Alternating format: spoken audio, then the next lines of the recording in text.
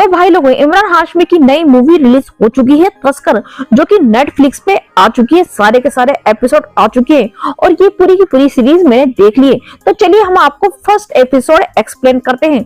और हाँ, वीडियो पसंद है तो लाइक और सब्सक्राइब करना ना भूलें। सीरीज की शुरुआत में हम एक लड़की को देखते हैं जो कि बहुत मोटी है, जो दो लोगों का पीछा कर रही है। शायद इनकी आपस में कोई लड़ाई हुई है, लेकिन ये दोनों आदमी वहां से भाग जाते हैं और ये दोनों लड़के नाइजीरियन होते हैं और ये लड़की थक कर बैठ जाती है। तभी वहाँ पे अर्जुन नाम का एक कस्टम ऑफिसर आता है, यानी इमरान हाशमी आता है, जिसे देखकर तो इस लड़की के होश उड़ जाते हैं। अर्जुन उस लड़की को बोलता है, पानी पी लो, लगता है तुम बहुत ज्यादा थक गई हो, पेट में कुछ तो है जिसे तुम दबा रही हो, पचेगा नहीं, पानी पी लो। तो वो उसको अपने साथ ले जाने लगता है। तो वो हमें बताता है कि वो एक सस्पेंड ऑफिसर है। और यहीं पर अर्जुन हमें एक कहानी सुनाना शुरू करता है मुंबई एयरपोर्ट की, जहाँ से तस्करी चल रही है और न जाने कितना किलो सोना रोज हमारे देश में आ रहा है। वो बताता है कि यहाँ हर दिन कई करोड़ों की तस्करी होती है। और पास्ट के सीन में हमें उस लड़की को देखते हैं जिसने हीरोइन की पुड़िया खाई थी ताकि वो इसे इंडिया में स्मगल कर सके। और यही कारण था कि अर्जुन उस स्वाति मोटी लड़की के पीछे पड़ गया था। खैर, फिर हमें लड़के को देखते हैं जो लैपटॉप में सोना छुपा रहा है इंडिया लाने के लिए। वहीं हम एक बूढ़ी लेडी को भी दिखाते हैं जो डायमंड स्मगल करने की तैयारी कर रही है। ये सब कुछ हमें दिखाकर ये बताया जाता है कि इस तरह से आए दिन मुंबई एयरपोर्ट के जरिए माल इंडिया में लाया जाता है और स्मगल तस्करी की जाती है। फिर हमें बैंकों के एक आदमी को देखते हैं जो कि मुंबई के कस्टम ऑफिसर पवन को कॉल करके कहता है कि वहाँ एक बुढ़िया कई करोड़ों का माल लेके आ रही है, उसे पकड़ लो, बदले में मुझे सिर्फ 1 लाख चाहिए। ये सुनकर पवन खुश हो जाता है क्योंकि वो भी करप्ट ऑफिसर था जो उस माल को अपने पास रख लेता है। फिर हमें अर्जुन बताता है कि ये तस्करी को काफी समय से चल रही है, लेकिन जब इलेक्शन करीब आए तो ऑपोजिशन वालों ने तस्करी को रोकने का मुद्दा उठाया और ये सारे ब्लैक फाइनेंस मिनिस्टर पर डाल दिए गए। जिसके बाद हम देखते हैं कि फाइनेंस मिनिस्टर ने आज कस्टम हेड को बुलाया था और वो उन्हें कहता है कि मुझे तस्करी रोकनी है चाहे किसी भी हाल में, जिस पर कस्टम हेड अविनाश बताते हैं कि ये रोकना बहुत मुश्किल है क्योंकि तस्करी वाले तो किसी को भी खरीद लेते हैं, यहाँ तक कि पॉलिटिशियन को भी। जब मिनिस्टर कहता है कि जो भी ऑनेस्ट ऑफिसर हो उन्हें मुंबई एयरपोर्ट पे अपॉइंट कर दो ताकि हम ये तस्करी को रोक सकें। मुझे इलेक्शन से पहले ये काम करके दिखाना है। इसके बाद अविनाश तुरंत अपने सबसे ऑनेस्ट ऑफिसर असिस्टेंट कमिश्नर प्रकाश को मुंबई एयरपोर्ट पे अपॉइंट कर देता है। वहीं हम देखते हैं कि एयरपोर्ट पे किस तरह से ये ऑफिसर मिले हुए होते हैं जो थोड़े पैसों के लालच में लोगों को छोड़ देते हैं और इसी तरह से स्मगलिंग चल रही थी। फिर हमें पवन को देखते हैं जो कि इंटेल के हिसाब से उस बूढ़ी लेडी को पकड़ लेता है, लेकिन उनके बैग को चेक करने पर उसे कुछ भी नहीं मिलता, जिससे पवन भी हैरान था। फिर वो बूढ़ी लेडी यहाँ से एक होटल के रूम में जाती है और हमें पता चलता है कि इस लेडी ने वो हीरे अपने साथ बेटी फैमिली को दे दिए थे। इसी तरह से ये लेडी कई बार स्मगलिंग कर चुकी है और वो इस फैमिली को कट देकर चली जाती है। वहीं बैंकों में जिस आदमी ने पवन को इंटेल दी थी वो भी एक आदमी अपने हिस्सा ले रहा था पवन को गुमराह करने के लिए। इधर हमें उसी लड़की को दिखाते हैं, स्वाति को, जो हीरोइन स्मगलिंग करने के लिए इंडिया में आई थी और उसे एयरपोर्ट के बाहर 2 लोग उठा लेते हैं। फिर वो किसी रमेश नाम के बिजनेसमैन को कॉल करता है कि तेरी हीरोइन अब हमारे पास है, इसलिए मुझे 50 लाख चाहिए। तब रमेश कहता है कि मुझे तुझे 25 लाख दूंगा और इनकी डील हो जाती है। असल में ये माल कई करोड़ों का है और रमेश हीरोइन को इंडिया में इंपोर्ट करता है। खैर, फिर रमेश अपने एक आदमी को यहाँ डील करके आने के लिए कहता है। इधर हम प्रकाश को देखते हैं जो अपने सीनियर से कहता है कि मुझे यहाँ पे कुछ मेरे ऑफिसर चाहिए ताकि हम स्मगलिंग को रोक सकें, पर सीनियर मना कर देते हैं कि मैं बिना किसी कारण ऑफिसर के ट्रांसफर नहीं कर सकता। फिर सीनियर कहता है कि जल्द ही मिनिस्टर का दामाद आने वाला है, इसलिए उनकी खातिरदारी तुम्हें ही करनी है। जो सुनकर प्रकाश को बहुत गुस्सा आता है कि मैं यहाँ पर काम करने आया हूँ और उन्होंने मुझे नौकर बना दिया। तभी प्रकाश को एक लड़के पर शक होता है और वो उसके बैग को चेक करता है। ये लड़का वही है जो हमें शुरुआत में दिखाया गया था, जो लैपटॉप में सोना छुपा रहा था, इसलिए उसे पकड़ लिया जाता है और हम समझ पाते हैं कि प्रकाश अपने काम में एक्सपर्ट है। वो सीनियर को बताता है कि बहुत सारे ऑफिसर अपना काम ढंग से नहीं कर रहे हैं, इसलिए मुझे अपने ऑफिसर लगाने दो। और सीनियर क्लियर मना कर देते हैं और वो बोलते हैं मिनिस्टर का दामाद मुंबई एयरपोर्ट पे आ रहा है, तुम उसके स्वागत में लग जाओ। पर प्रकाश एक ऑनेस्ट ऑफिसर है। तभी प्रकाश सीसीटीवी के जरिए दामाद पर नजर रख रहा था और वो देखता है कि इसने तो काफी महंगी वॉच पहनी है। फिर ये प्रकाश अपना दिमाग चलाता है और तुरंत ही एक पुलिस वाले के कान में बात डाल देता है कि उस ब्लू कोट वाले ने स्मगलिंग की वॉच पहनी है। तब वो कांस्टेबल भी पवन को जाकर ये बात बता देता है और पैसों के लालच में तो पवन बिना जाने दामाद को एक रूम में लाता है और पूछने लगता है कि ये घड़ी कितने की है, जिस पर दामाद झूठ कहता है कि ये तो सस्ती है, लेकिन पवन उसे चांटा लगा देता है क्योंकि घड़ी 5 करोड़ की थी। और यही सीन कट होता है।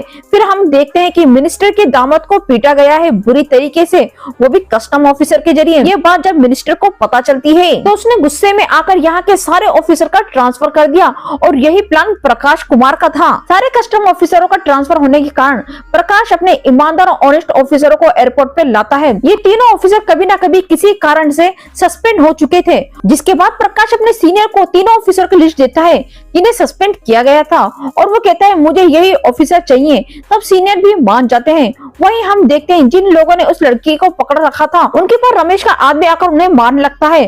तब ये लोग भागते हैं और इनके पीछे ये मोटी लड़की स्वाति भी भाग रही थी और वहीं सीन क्रिएट हो जाता है। और हमने सीरीज की स्टार्टिंग में देखा था कि इसी के बाद उस लड़की से अर्जुन मिला था और हमें पता चलता है कि अर्जुन ने ही इन दोनों लोगों को इस मोटी लड़की स्वाति के पीछे लगाया था कि इस लड़की के पास हीरोइन है, इसलिए उन्होंने इसे पकड़ लिया था। खैर अब यहाँ अर्जुन रमेश को फोन करके कहता है कि मुझे पूरे 50 लाख चाहिए, तभी ये लड़की तुझे मिलेगी। जिसके बाद रमेश उसकी बात मान लेता है और फिर अर्जुन को रमेश का आदमी 50 लाख लाके देता है। अर्जुन उस लड़की को जाने देता है। तभी अर्जुन के सीनियर का फोन आता है जो बताता है कि तुम्हारा सस्पेंस हटा दिया गया है। इस पे अर्जुन बहुत ज्यादा खुश हो जाता है और हमें पता चलता है कि अर्जुन मुंडी आदमी है, जिसका जो मन करता है वो वही करता है। अर्जुन बहुत मुंडी आदमी बोलता है मैं बहुत ज्यादा ईमानदार ऑफिसर हूँ। तो वो आदमी बोलता है अगर ईमानदार है तो 50 लाख दे देना साले। मैं 50 लाख दे देता, पर फोन बाद में आया, अगर फोन पहले आता तो मैं तेरे 50 लाख तेरे मुंह पे मार देता। और तभी वो उस लड़की को छोड़ देता और यहीं पे एपिसोड 1 खत्म हो जाता है और यहीं से एपिसोड 2 की शुरुआत होती है। यहाँ पे हमें एक मिताली नाम की लेडी को देखते हैं जो सब्जी वाले से लड़ रही थी क्योंकि सब्जी वाले ने उसे ठगने की कोशिश की। तभी मिताली को उसके बॉस का फोन आता है जो बताता है कि तुम्हारा सस्पेंस हट चुका है, तुम जल्दी ड्यूटी ज्वाइन कर सकती हो। इसे मिताली बहुत खुश हो जाती है और असल में मिताली भी कस्टम ऑफिसर है। मिताली की एक बेटी है और मिताली डिवोर्सी है, अपनी बेटी को अपनी जान से भी ज्यादा प्यार करती है। मिताली के अंदर एक खूबी है, वो दिन भर गूगल में घुसी रहती है, यानी मिताली को हर महंगी चीज की एग्जैक्ट अमाउंट पता होगी। ये तो उसको गॉड गिफ्ट मिला हुआ है क्योंकि वो हर किसी चीज को देख के बता सकती है कि ये चीज कितने की है, क्योंकि ये जानना उसका पैशन है। और मिताली डिवोर्सी है जो अपनी बेटी के साथ रहती है और अपनी बेटी से बहुत ज्यादा प्यार करती है। इसके बाद हमें तीसरे ऑफिसर रवि को दिखाते हैं जो आज एक कस्टम ऑफिसर की मदद कर रहा था स्मगलिंग को पकड़ने के लिए। फिर हमें रवि का पास्ट दिखाया जाता है। रवि का खानदान कस्टम में ड्यूटी करता है और इसी के जरिए लोग काफी अमीर बने घूस लेकर। रवि के खानदान में एक भी बंदा ऐसा नहीं है जो घूस ना लेता हो, जो पूरी तरीके से करप्ट ना हो, और रवि इन सबसे अलग है। रवि को घूस लेने से बहुत ज्यादा नफरत है। वो जो भी अपने पैसों से कमाता है सिर्फ उसी को यूज करता है और 1 रुपया भी घूस नहीं लेता क्योंकि घूस लेने से काफी ज्यादा नफरत है। इसलिए उसने जब ये ड्यूटी ज्वाइन की थी तो उसने कसम खा ली थी वो कभी भी पैसा नहीं खाएगा। फिर हमें यहीं से सीन चेंज होता है। रवि को एयरपोर्ट पे काम करने वाली एक लड़की से प्यार हुआ और ये दोनों जल्द ही शादी करने वाले थे, पर शादी वाले दिन वो लड़की नहीं आई, जिसका कारण ये था कि रवि घूस नहीं लेता। इसलिए लड़की को लगा कि वो अपने जो कमाए हुए पैसे से हम दोनों का खर्चा नहीं चलने वाला, इसलिए उसने रवि से शादी करने से इनकार कर दिया। जब रवि ने इसके बारे में पता करने की कोशिश की तो पता चला कि कम पैसों में सर्वाइव करना बहुत मुश्किल होगा। ये जानकर रवि को बहुत दुख हुआ। खैर अब सीन प्रेजेंट में आ जाता है और रवि को भी नौकरी वापस मिल गई है, इसलिए आज ये तीनों दोस्त एक साथ नौकरी ज्वाइन करते हैं। फिर यहाँ हमें तीनों प्रकाश के पास आते हैं जहाँ प्रकाश ने बताता है कि मैंने तुम्हें तीनों को क्यों बुलाया और तुम तीनों को क्यों चुना, क्योंकि तुम तीनों बहुत ईमानदार ऑफिसर हो। और वो कहता है कि ये तस्करी काफी समय से हो रही है, इसलिए ये पूरा का पूरा एक बहुत बड़ा रैकेट है और इस रैकेट को मास्टरमाइंड बड़ा चौधरी है।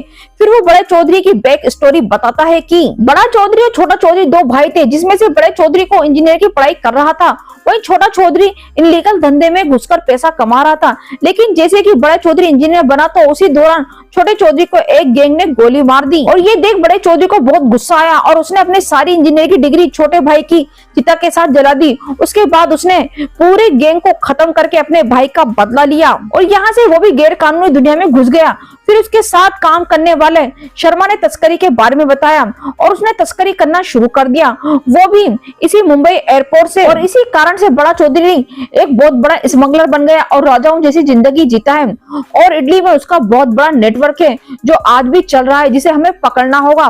फिर हमें चौधरी के साथियों के बारे में बताया जाता है। इनमें से एक अन्ना नाम का आदमी है जो मिडिल ईस्ट में माल इंडिया भेजता है। वही लंदन में सैयद नाम की चौधरी के साथी है जो वहां से धंधा चलाती है और यहाँ इंडिया में रमेश का नाम का आदमी है। जब ये सब इंपोर्ट करते हैं तो इसी तरीके से इनका माल इंडिया में आता है। फिर प्रकाश कहता है कि तुम तीनों को मिलकर इसे पकड़ने की प्लानिंग करनी है, मैं आपके साथ हूँ। जिस तरह ये लोग मान जाते हैं उस तरीके से इनको पकड़ो और जिससे पकड़ना चाहते हो वैसे पकड़ो, तुम्हें पूरी छूट है, मैं तुम लोगों के साथ हूँ। तभी यहाँ से सीन चेंज होता है, चौधरी के बंगले का सीन देखते हैं जहाँ चौधरी के पास उसका साथी आता है और वो बहुत ज्यादा टेंशन में है और बताता है कि मुंबई एयरपोर्ट पर नए ऑफिसर आए हैं, अब हम काम कैसे करेंगे। जिस पर चौधरी कहता है कि टेंशन मत लो, उनका भी कुछ इंतजाम कर देंगे।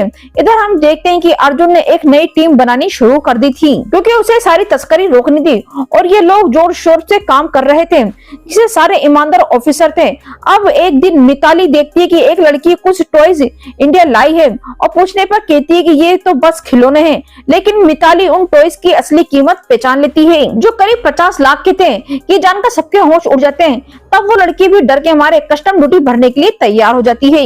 इधर अर्जुन रवि को फोन करके बुलाता है कि मैंने एक लड़की प्रिया पर नजर रखी है, वो करीब पिछले साल से कई बार अलादीरा और मुंबई ट्रेवल कर चुकी है और कई बार डोमेस्टिक फ्लाइट भी ले चुकी है, इसलिए मुझे इस पर शक हो रहा है। मुझे लगता है कि ये भी तस्करी में शामिल हो सकती है। तब अर्जुन हमें बताता है कि यह प्रिया डोमेस्टिक फ्लाइट के जरिए सोना इंडिया में लाती है, फिर वो फ्लाइट के टॉयलेट में सोना छुपा देती है, जिसके बाद वो दूसरे आदमी आकर उस सोने को निकाल लेता है। इसी तरीके से तस्करी चल रही है, जिसके बाद आज प्रिया जब दोबारा से अल्दीरा से मुंबई आती है तो अर्जुन आज उसे पकड़ लेता है। फिर वो चेकिंग करने के बहाने प्रिया के कान में कहता है कि तुम्हारा राज खुल गया है, इसलिए ध्यान से रहना और तुम्हें होटल में आकर रात को मिलता हूँ। यानी प्रिया के साथ अर्जुन भी मिला हुआ है और ये दोनों मिलकर तस्करी कर रहे होंगे। यहीं पर एपिसोड 2 खत्म हो जाता है।